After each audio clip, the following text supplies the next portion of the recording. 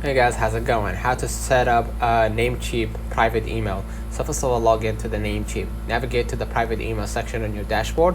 Select and purchase an email hosting plan if you haven't already. Click manage and manage next to your email plan, and then create mailbox to set up your email addresses, and then follow the provided instructions to update your domain's DNS settings, MX, CNAME, and TXT records to point to Namecheap's email servers, and then log in to your email via the webmail interface, or configure it in an email client using the provided settings.